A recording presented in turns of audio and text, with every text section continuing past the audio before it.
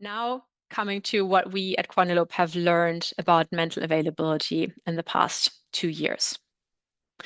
Our main learning is that mental market share that you can see here on the x-axis is actually very strongly correlated with sales data that you can see here on the y-axis. This was already postulated. I'm not sure if you read the book, but it was postulated in Better Brand Health by Jenny Romaniuk. And I must admit that I was a bit skeptical about this, right? Jenny spoke about correlation coefficients going as high as 75% to 95%. And I was like, she's an academic. Like the data she works with is usually highly controlled, right? People in labs taking surveys. It's not necessarily real consumers out and about taking a survey on the go. But what we were able to prove, and this is just one meta-analysis across 100 brands, was that this correlation actually is this high. There is actually a very, very strong relationship between the two indicators, which are measured in very different ways, right? Like mental market share is about associations that people, survey respondents have with the brand that they, select for different category entry points. And sales market share is literally money people spend, right? Millions of people spend on brands. And this, from my perspective, is super interesting.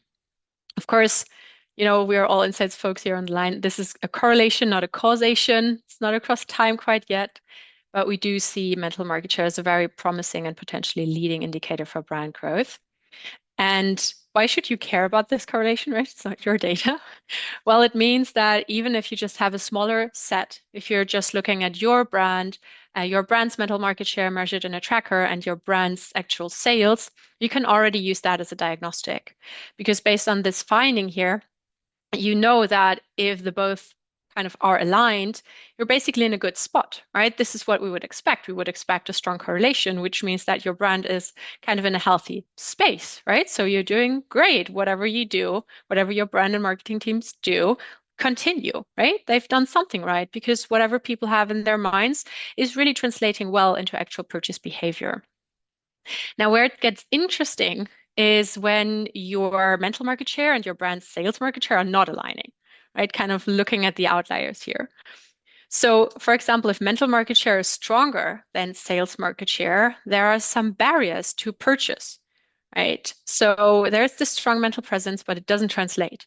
And that would, at least from my perspective, I would recommend that you kind of investigate physical or purchase availability a bit more, right? Investigate purchase barriers, which could be distribution, your portfolio, it could be price, right? Because honestly, your brand team has done a great job, and it's time to almost make sure that that knowledge of the brand and that feeling about the brand can translate into purchase behavior. What we did here in this meta-analysis is we, of course, investigated all of the outliers. And what I can tell you is that these outliers here are more often than not umbrella brands that kind of entered into a potentially new category or subcategory. And this to me indicates that that strategy of kind of owning your space and then branching out into adjacent categories with similar entry points can be super successful in growing your brand, right? Because you do profit from the mental availability that you have built in another space. So usually I would say if your mental market share is higher than your sales market share, if you track it, do investigate purchase barriers first, right? Before you double down on marketing, because otherwise not likely to have that impact on sales.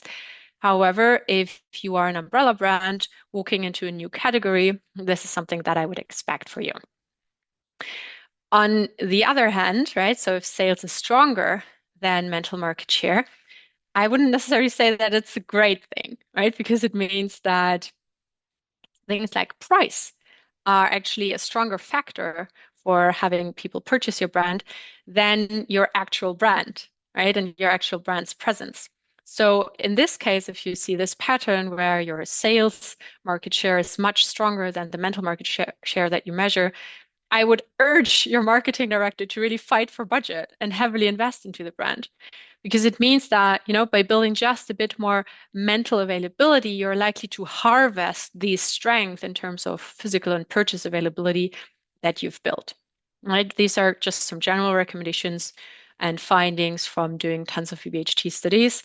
In this meta-analysis, we again investigated the outliers too, and we saw that they were a lot of kind of above the line lacking brands. What do I mean by that? There were a lot of brands in here who were strong at the point of sale or in the DTC space, and maybe doing a lot of performance marketing as well, but they weren't really investing into brand building campaigns, into kind of video content or into TV campaigns or into anything broad reach. So they were more focused on that immediate purchase availability. And generally, I would say for the brands that we mapped out here, it was a successful strategy, right? These are successful brands. They have excess sales market share, which is great. And at the same time, it's also a risky position to be in, right? Because if you're relying more on your distribution strategy than your actual brand as a pull factor, you become vulnerable to competitors attacking you, for example, via price or via private labels kind of mimicking your brand's asset. So from my perspective, right, you don't need big broad media campaigns. You can become successful without them.